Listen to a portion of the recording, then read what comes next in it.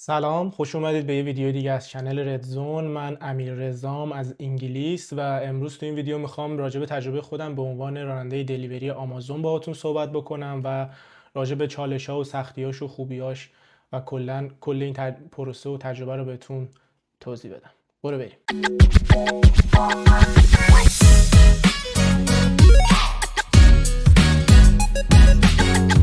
خب مرحله اول این که من چجوری این کار رو پیدا کردم، توی سایت ایندید من سرچ کردم برای راننده دلیوری، همون دلیوری درایور، که چند تا کلی شرکت رو میاره که به راننده احتیاج دارن. شرکت های مختلف هست، آمازون اینجا هست، DPD هست، دیگه فدکس هست، کلی شرکتی که همین کار دلیوری رو انجام میدن توی انگلیس هستن. که خب بعضیشون اینجوریه که شما باید ماشین داشته باشید که بتونید به اونا جوین شید و کار رو انجام بدید، ولی بعضیشون هم هستن که ماشین و بنزین و بیمه رو کامل برای شما فراهم میکنن و فقط شما باید بیاید رانندگی بکنید و به هیچ چیز دیگه احتیاج ندارید.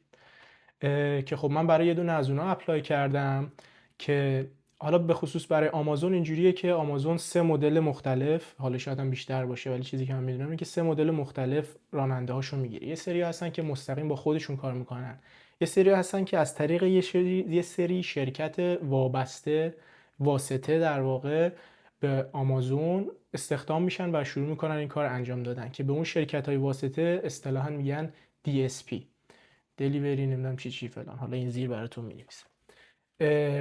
من برای یکی از اونا در واقع اپلای کردم که بعد تو ایندید به من جواب دادن که اگه می‌خوایم مثلا به این شماره تو واتساپ پیام بدید.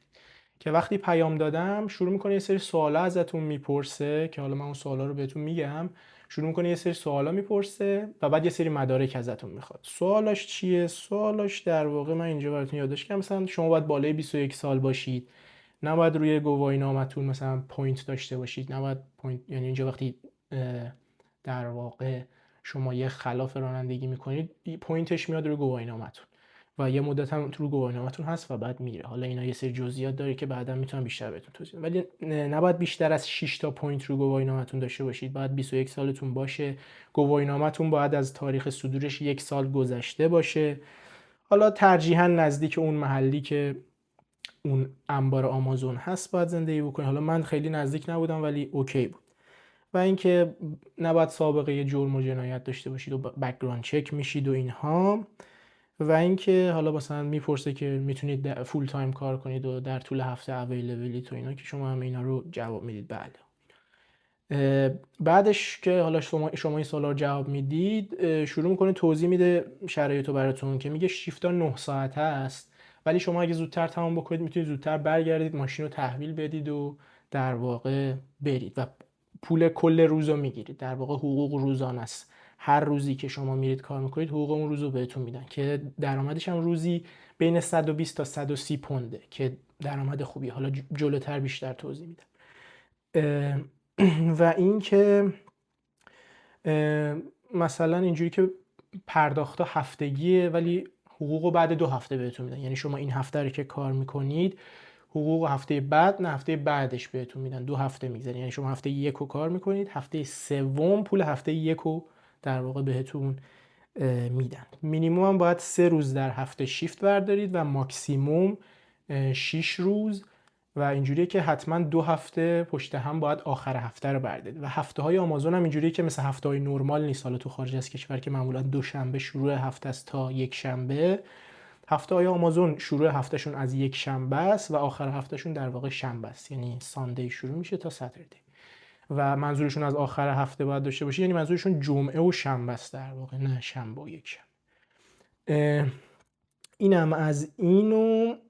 آره، و شرایطت هم به صورت سلف ایمپلویده، که خوبیش اینه که مالیات در واقع رو اون درآمدی که داری نمیدی، یعنی اون پولی که برای من ریختن میگم مالیاتی ازش کم نشده و دقیقا همون مبلغ ریختن، که باز اینم یکی از خوبیاش. و این شرایط رو برای شما میفرستن و توضیح میدن و ازتون یه سری مدارک میخوان. اول از همه این که میخوان یه ایمیل آدرسی با یه مشخصاتی بسازید براشون و ازتون همون پاسپورت یا رایت تو ورکتون رو بخوان چک کنن، که پاسپورت برای کسایی که خب سیتیزنن و رایت تو ورک برای کسایی که مهاجرت کردن یا روی یه ویزای خاصی هن. که رایت تو ورک هم میتونید از طریق همون سایت گاورمنت بگیرید که یه شیر کدی در واقع هست بهتون میده و همون شیر کد رو در واقع باید بفرستید، چون شیر کد برای چیزای مختلف میگه و شیر کد مربوط به رایت تو ورک باید بگیرید. گواهینامه‌تون رو باید بفرستید، عکس پشت و روشو و نشنال اینشورنس که من اون اوایل که اومدم نشنال اینشورنس رو گرفتم. اینکه روندش چجوریه رو الان یادم نیست، ولی اگه بخواید حتما یه ویدیویی راجع به روند اینکه چجوری نشنال اینشورنس نامبرتون رو در واقع بگیرید. بعد که این اطلاعات رو میفرستی یه ایمیل براتون میاد در رابطه با یه لینکیه در واقع که توی اپلیکیشن شما ساین اپ میکنید. اول اون لینک رو که میفرستید ساین اپید، بعد پسوردتون رو عوض بکنید و برید جلو. اونجا بعد اطلاعات اولیه‌تون رو کامل بکنید، بک‌گراند چکتون رو انجام بدید که معمولا بک‌گراند چک بین 1 روز تا 3 روز کاری طول میکشه. بعد که اینا تموم شد دوباره به همون شخص تو واتساپ پیام میدید، در ارتباط هستید. بعد برای شما لینک ترینینگ رو در واقع میفرسته که این یه بخشیش آنلاینه که به شما یاد میدن آقا کل قضیه چی، اصطلاحات مربوط چیه، اپلیکیشن رو باش چه جوری کار بکنید و کلا همه چیز. یه ذره حالا کیفیت اون آموزش آنلاینه بده و اخیراً هم آنلاین شده تو 1 سال اخیر. قبلا این آموزش هم حضوری بود، شما با حضوری میرفتید اونجا، کلاس حضوری بود و اون کسی که میومد تدریس میکرد همه چیز حضوری بود و قشنگ راحت نشون میده. آنلاین یه ذره مشکلات خودشو داره، مثلا طرف داره صفحه‌شو شیر میکنه، از روی اسلاید پی دی اف مثلا داره به شما یاد میده که اپلیکیشن چجوری کار میکنه و خب یه ذره شاید چالش داشته باشید اون روزهای اولی که میخواین کار بکنید باهاشون. بعد از اینکه حالا اون پروسه آنلاین رو در واقع انجام میدید، با شما باز مثلا پیام میداد که یه روزی رو مثلا بگید برای اینکه بیاید تست رانندگی حضوری بدید. تست رانندگیش هم زیاد چیز سختی نیست. شما میرید تو همون محل انبار که جایی که همیشه باید هر روز برید اونجا، یه ماشین بهتون میدن، یه ون خود آمازون رو بهتون میدن، یه چند تا کار باید بکنید، برید مثلا دور بزنی و بیای و پارک کنی و فلان و اینا که زیاد چیز خاصی هم نیست. بعدش هم معمولا 90% مواقع من زیاد پیگیر نیستن دیگه، فقط در حدی که ببینن رانندگی میتونی بکنی، بلدی، چک میکنی و اینا، که وقتی خب گواهینامه داری 100% میتونی این کار انجام بدی، زیاد چیز پیچیده ای نیست. بعد وناشون هم همه کلی سنسور داره و دوربین داره و فلان و اینا، زیاد چیز سختی نیست، قشنگ راحت میتونی چک بکنی. پارکینگ و اینا اومدن، راحت میری سرعت مجاز میری، مثلا حواست آینه‌هات رو چک میکنی و اینا، معمولا اوکی. منم تقریبا تو همه بخشا خوب بودم. یه بخش پارک مثلا پارک دوبل، نه پارک دوبل، آره پارک دوبل بود که مثلا میگه آره زیاد نچسبون به ماشین پشتی چون میخوای در رو باز کنی مثلا چیزی برداری، در همین حد. بعدش هم که تموم شد به من گفت مثلا فلان روز شروع کارته، میای و معمولا 2 روز اول رو تو با یه نفر که کنارت هست میری که بهت یاد بده چجوری این کار انجام بدی و اون 2 روز هم بهت حقوق میدن، یعنی با حقوق اون 2 روز که اون 2 روز یه نفر کنارته که تجربه داره و شروع میکنه به توضیح میده که دقیقاً باید چیکار کنی استپ بای استپ و تجربه خودش هم بهت میگه که مثلا آره این کارو کنی بهتره، این کارو بکنی سریعتره، چه میدونم فلان. ولی خب اون شخصه مثلا اگه بلد نباشه خوب بهت یاد بده یه ذره ممکنه استرس بگیری، چون یه سری راهها داره که تو سریعتر بتونی کارو انجام بدی. مثلا برای چند تا لوکیشن رو یه جا اسکن بکنی، همه رو با هم ببری که سریعتر باشه. ولی خب روند اصلی اینه که بیاد یه لوکیشن رو برداری، اسکن بکنی، ببری تحویل بدی، برگردی فلان. وقتی همه این کار رو انجام میده بار اول تو داری میبینی، یه ذره ممکنه بعد گیج کننده باشه. مثلا من خودم روز اول که با یه نفر رفتم خیلی سریع انجام میداد و خیلی بد توضیح میداد و اینا، من نفهمیدم درست حسابی دقیقاً، خیلی هم استرس داشتم. ولی روز دوم که با یه نفر دیگه رفتم و همیشه دو نفر متفاوت میری، اینجوری نیست که با همون یه نفر روز دوم بری، با یه نفر دیگه رفتم، اون خیلی باز آرومتر توضیح داد و بهتر توضیح داد و من تقریبا متوجه شدم که قضیه از چه قراره. مدارک رو که گفتم بهتون و اینکه نوع اون کاری که نوع قراردادی که من با اونو داشتم و حقوقا اینا هم صحبت کردم، مدارک لازم و اینها. راجع به ساعت کاری هم گفتم. حالا روند یه روز کاری هم اینجوری برای ما اینجوری بود، میگم باز شرکت‌های مختلفی هستن، یه ذره ساعت‌ها ممکنه فرق بکنه. مثلا ما بعد ساعت 9:40 اونجا توی پارکینگ می بودیم، همه راننده‌ها میان شروع میکنن ماشینا رو دادن، سوئیچ‌ها رو میدن به هر کسی و اینها. و اگه باز ماشینت هم بنزین نشه باشه چک میکنی، مثلا میگی که آقا کارت بنزینم بهت میدم ولی مثلا مال یه سری جایگاه سوخت خاصه، مال یه سری شرکت خاصه، باید بری همونجا بنزین بزنی. کل روند اینه که آره سوئیچ ها رو میدن و تو ماشینتو میگیری و اولش با ماشینتو چک کنی چراغا شکستگی نداشته باشه، سوختگی نداشته باشه، چون همه اینا رو جریمه میکنن. راجع به جریمه هم اینجوریه که بار اول که جریمه بشی خود شرکت پرداخت میکنه، ولی بارهای بعدی رو از حقوق در واقع کم میکنن و باید حواست باشه که مثلا حالا خیلی هم پلیس گیر نیست، چون بالاخره ون آمازون میبینن تو ران دلیوری هستی، اومدی اینجا پارک کردی، میخوای بری یه بسته تحویل بدی بری، نمیخوای تا ابد اینجا بمونی. پلیسا معمولا همکاری میکنن، اوکی بهشون توضیح بدی فلان، یا مثلا میگن یه ذره ماشین تو بر جلوتر اینورتر، ولی سعی کنید که یه جایی هم پارک نکنید که خیابون بسته شه یا خیلی مثلا اوضاع بریزه به هم تو اون خیابون، یا مثلا یه سری جاهایی که این رد روت در واقع که این بغلش خط کشی قرمز داره اونجا اصلا نباید پارک کنی، هیچ وسیله‌ای نباید پارک کنی. یه ذره عقب جلو میرین، یا حتی اگه اونجا پارک می‌کنین پلیسی هست بهش توضیح بدید که آره من دارم میرم میام سریع. اینا با پلیسا سعی کنید مثلا اوکی صحبت بکنید و فلان و اینا که باهاتون مشکل نخورن. آره ساعت 9:40 ما جمع می‌شدیم، سوئیچ‌ها رو میدادن، بعد بریم ماشین رو چک کنی چراغا مشکل نشه باشه، لاستیک‌ها رو چک کنی ترکی نداشته باشه، باد داشته باشه، همیشه اوکی باشه، چراغا اگه سوخته باشه پلیس ممکنه جریمه بکنه یا هر چیزی. اینا رو که چک کردی سوار ماشین میشی، توی یه سری گروه‌های واتساپ جوین میشی که در واقع بهت میگن که مثلا روت‌ها چیه، مسیرها چیه. بعد بر اساس اون مسیر بهت میگن میری توی لاینی وای میسی و میری، بعد باید پیاده شی، مثلا پر بکنی بسته های خودتو، باید بری پیدا بکنی بچینی پشت ماشین. حالا اینا یه سری قواعدی داره که تو همون کلاس ها یاد میده. بعد بسته ها رو میچینی، بعد همه باید بچینن همزمان، همه با هم در واقع انبار رو ترک میکنن. اینجوری نیست که من پر کردم بزنم زودتر برم، اینا همه با هم دیگه میرن، همه شروع میکنن در واقع اصطلاحاً لودینگ پر میکنن ونو با اون بسته ها و اینا. همه که آماده شدن تمام شد همه با هم حرکت میکنن میرن. یه مرحله‌ای داره که شما باید از ماشین قبل از اینکه حالا کارتو شروع کنی از ماشین شروع کنی عکس گرفتن، اونجوری که ماشین رو تحویل گرفتی، که معمولا پیشنهاد میشه قبل از اینکه شروع کنی کارتو همونجا شروع کنی عکس گرفتن. بعد از دور تا دور ماشین و آینه و اینا عکس بگیری. یه اپلیکیشنی هم داری که این کارو انجام. بعدش حالا شروع میکنی دلیوری کردن که بسته به حالا اینکه بسته ها چقدر، کجاهاست، چقدر از هم فاصله داره و اینها، یه مدت زمانی رو طول میکشه. ولی از در واقع سختیاش اگه بخوام بهتون بگم، یه چیزی که خیلی برای ماها به خصوص سخته به عنوان مهاجر، کسی که اومدیم تو این کشور، پیدا کردن آدرس هاست. به خاطر اینکه یه ذره پیچیدگی داره، بعضی وقتا یک کوچه پس کوچه یه شماره خونه ها رو مثلا نمیتونی پیدا کنی، شماره هر کدوم یه جاست، بعضی از خونه ها ممکنه شماره نداشته باشه و باید حدس بزنیم مثلا این 17 این 18 مثلا اون یکی پس باید مثلا چیز باشه. یه ذره این چالش هاست. و اینکه بعضی جاهای بزرگ مثل دانشگاه ها، موزه ها و اینها، شاید خود موزه رو تو ببینی درش اینجاست ولی دری که ازش بار تحویل میگیرن مثلا ممکنه پشت ساختمون باشه، و یا اصلا ممکنه یه گیت جدا باشه تو باید با ماشین کامل بری تو گیت. مثلا من یادم یه جا امپریال کالج باید میرفتیم یه بسته رو تحویل میدادیم، خود دانشگاه درش یه جاست، مثلا یه خیابون دیگه است، اون دری که دلیوری باید انجام بشه تو باید با ماشین بری یه گیتی رد شی، کلی بالا پایین کنی، بعد 6 7 تا دپارتمان مختلف هر کدوم مثلا دپوهاشون فرق داره، باید هر کدوم بشناسی. ولی خب بری بپرسی میگم، ولی چیزی که اینجا از دست میدیم یه مقدار ماها به خصوص زمانه.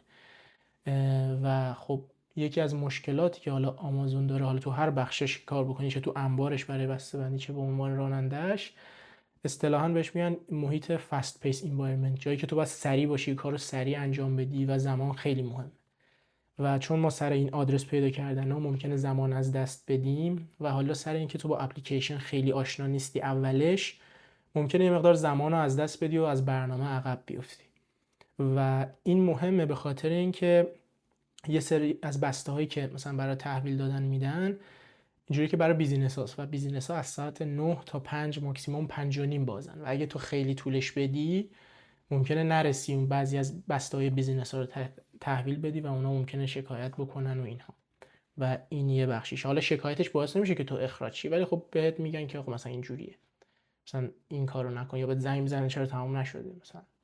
این داستانا هست. و اینکه خب همین بحث جا پارک پیدا کردن و ممکنه جریمه بشی و ترافیک و چراغ قرمز یهو هست و کلی هم تو سنترال لندن به خصوص چراغ قرمز هست و اینجور داستانا هست. آب و هوای بد که دیگه اگر اینجا زندگی میکنید میدونید که اینجا آب و هواش خیلی متغیره، صبح آفتابیه، یهو وسطش بارون میشه و اینکه خب حواست باید به بسته ها باشه خیس نشه. جابجا کردن بعضی از این بسته ها سخته چون بعضیشون سنگینه و ابزاری هم بهتون برای جابجا کردن نمیدن مگر اینکه خودتون با خودتون بیارید. خب من دیدم یه سری راننده هایی که خیلی خوب با تجربه تر بودن یه سری چرخ دستی ها می آوردن که بتونن این بسته های سنگین رو جابجا بکنن. به خصوص اینکه مثلا یه جا پیاده میشی بسته رو میاری و میبینی آدرس اشتباهه، باید چند تا بلوک بری اونورتر و خب سخته که اینا رو بخوای حمل بکنی یه مقدار. ولی خب از لحاظ میگم حقوق واقعا جز بالاترین یا مثلا میگم بالاترین درآمد رو داره توی کارهای جنرال، به خاطر اینکه میگم روزی 130 پوند میدن و مثلا من 4 روز رفته بودم، برای 4 روز نزدیک 500 و خورده پوند برای 4 روز کار دادن که خب حقوق بالاییه دیگه. شما حساب کن اگر چه میدونم 6 روز در هفته بخوای بری 4 هفته، تقریبا ریاضیات هم یه مقدار پیش سخت، یعنی من ضعیفم، ولی مثلا هولوش 2400 2500 پوند فکر میکنم در ماه بشه که حقوق بالاییه، به خصوص از اینکه مالیات و تکس هم ازش کم نمیشه. و اینکه خب میگم لازم نیست پول بنزین بدی، پول بیمه بدی یا هر چیزی. و اینکه اینم از این که توضیح دادم. میگم از نکات مثبت دیگه‌ش اینه که خب خیلی‌ها دوست ندارن مدیر بالا سرشون باشه، استقلالی تو کار داشته باشن، کسی بهشون گیر نده. خوبیش اینه آره دیگه، صبح میای ماشین رو تحویل میگیری، میری کارتو میکنی، برمیگردی ماشین هم تحویل میدی، کسی به کاری به کارت نداره اونقدی، مگر اینکه حالا مثلا یه اتفاقی بیفته بخوای زنگ بزنی یا اونا بهت زنگ بزنن و اینا. انعطاف پذیر، شیفتاتو میتونی انتخاب بکنی، حالا بجز اون محدودیت‌های کوچیکی که داره. و در کل در نهایت بعد از یه مدتی باعث میشه خب شهر رو بشناسی و جای مختلف و دستت بیاد. در کل بسته به حالا شهری هم که هستی یه ذره این چیزا بالا پایین داره. مثلا توی لندن سختی‌های مدل‌های خودشه، توی شهرهای دیگه ممکنه سختی‌های دیگه‌ای داشته باشه. و این که مثلا سختی‌های دیگه ممکنه بری یه بسته رو تحویل بدی یه نفر خونه نباشه، بعد مثلا معمولا در اینجور مواقع زنگ همسایه‌ها رو میزنی که در رو برات باز کنن بتونی بری حداقل توی ساختمون بذاری بسته رو پایین. خیلی ها همکاری میکنن، چون مثلا برعکسش هم هست، ممکنه خود اون شخص خونه نباشه، خیلی عصبانی میشن، قاطی میکنن چرا زنگ منو زدی و اینا، مثلا برای من پیش اومده. بعضی ساختمون ها خب مثلا یه ریسپشنیست دارن، میتونی بسته ها رو به اون تحویل بدی، اون خودش مثلا باید اوکیه، مثلا میگه همینجا بذار بسته رو پیش من خودم میبرم، یا اینکه میگه نه تو خودت باید بری دونه دونه تک تک واحدا مثلا بسته رو بذاری که یه ذره ممکنه زمان ببره. و اینکه بعضی وقتا مثلا یه ساختمونیه تو همسایه هم نیست، مثلا کسی نیست در باز کنه، بعد زنگ بزنی به مشتری و مشتری اگه جواب نده دوباره یه سری پروسه ها داره باید انجام بدی و اینا. مثلا یا زنگ میزنی مشتری، مثلا مشتری میگه بسته رو تحویل بده به سوپرمارکت سر کوچه. از این داستانام هست که باید دیگه در اون لحظه باشه جوری هندل بکنی کنار بیاری. اگه هیچ جورم نتونستی بسته رو تحویل بدی، میزنی نتونستم تحویل بدم، برش میگردونی به اون انبار. راجبه میگم ابزار و تجهیزات اگه بخوام بهتون بگم، همین یه گوشی موبایل میخواد که خب نکتهش اینه که گوشی موبایل ذره باتری قوی داشته باشه، به خاطر اینکه خب همش دارید نقشه رو روش چک میکنید، بعد بسته ها رو اسکن بکنید و اینا، خیلی احتیاج دارید بهش. من خودم مشکل که داشتم گوشیم یکم قدیمی بود، باتریش هم ظرفیتش اومده بود پایین، هی من پاور بانک همرام روی سیم کشی از دورم رد شده بود و هی این سیمه قطع میشد اون میافتاد، یه ذره اینا داستان بود. راجب ابزار و تجهیزات میگم یه دونه از این جلیقه های رنگی اصطلاحاً بهش میگن های ویس احتیاج دارید، ولی اونو بهتون میدن.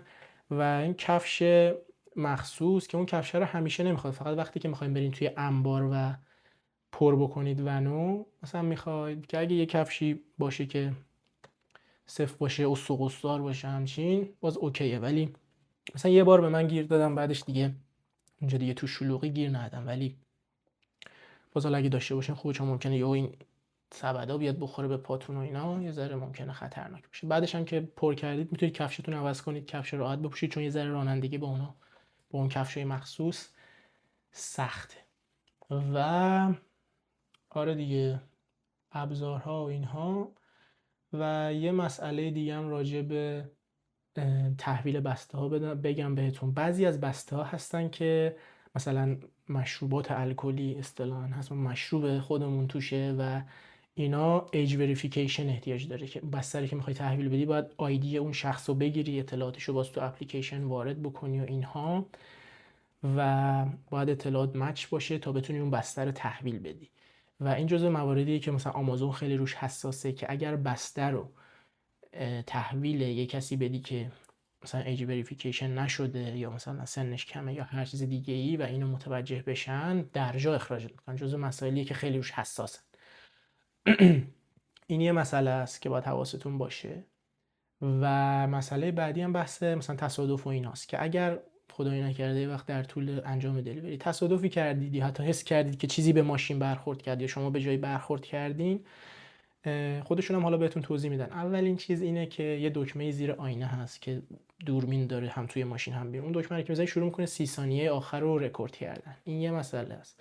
مسئله دوم که سریع به مدیرتون یا منیجرتون زنگ بزنید و اطلاع بدید. یعنی به خاطر تصادف کردن کسی رو اخراج نمی‌کنن. به خاطر اینکه ماشینا بیمه است، همه چی بیمه است، اوکی، اصلا مشکل نداره و طبیعیه و پیش میاد. اونجا بری ببینی ماشینا عمدتاً خورده، یه سری جاشون سپرشون و اینا طبیعی هم چیزی که پیش میاد. ولی اگه اطلاع ندید و بعدن اون کسی که مثلا ماشینش آسیب دیده تو اون برخورد یا تصادف اطلاع بده و فلان و اینها، اون مشکل ساز میشه و بعدن به خاطر اون قضیه حقوقی که برای شرکت به وجود میاد ممکنه که شما را اخراج کنن و این اونجا پیش اومد و من دیدم. به خاطر همین حواستون باشه. و راجع به بحث تجربه فست پیس انوایرمنت اگه بخوام بگم، واقعا کار سختیه. حالا یه سری دوست دارن یا یه سری براشون عادیه و عادت دارن توی محیطای اینجوری، ولی مثلا برای خود من خیلی سخت بود و اینجوریه که واقعا شما تایم نمی‌کنید خیلی کارا رو انجام بدید.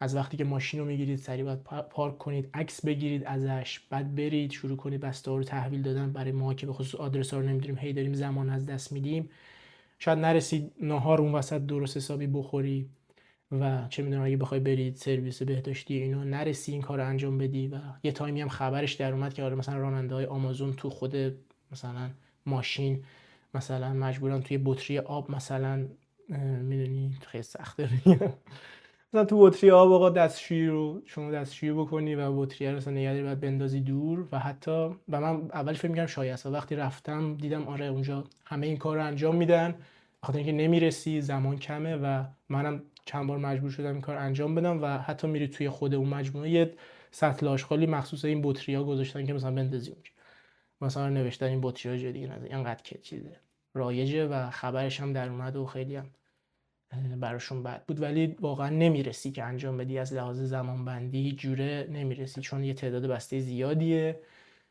و حالا ما هم به خصوص که آدرس ها رو بلد نیستیم یه ذره برامون سخته. اینم حالا تجربه بود که دوست داشتم بهتون بگم که بدونید.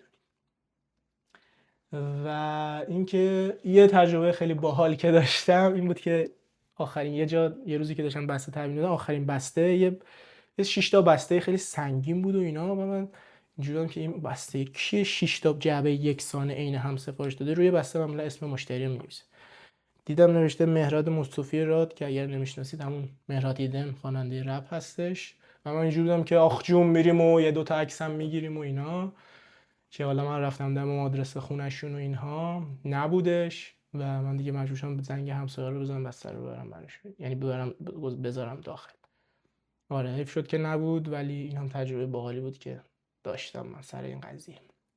در کل اگه بخوام یه جمع‌بندی نهایی بکنم راجع به این شغل، میگم همونطور که گفتم جزو بالاترین درآمدها رو تو کار جنرال داره و اگه روحیتون سازگاره با اون بحث فست پیس انوایرمنت و اینکه سریع باشید و این کار رو بتونید هندل بکنید و اینها، خوبه. و خیلی ها من دیدم که این کار انجام میدن و بدون استرس و راحت هستن، میتونی انجام بدی، حقوقش خوبه، آزادی‌های خاص خودشو داره، رئیسی بالا سرتون نیست. ولی خب همون سختی‌هایی هم که گفتم بهتون رو ممکنه داشته باشه. دمتونم گرم که تا اینجای ویدیو رو دیدید. اگه دوست داشتید لایک کنید، کامنت، سابسکرایب، اینا دیگه خلاصه همه رو اگه دوست داشتید انجام بدید و توی کامنت هم نظرتون رو بگید یا اگه سوالی داشتید بپرسید. و تا ویدیوی بعدی فعلا خداحافظ.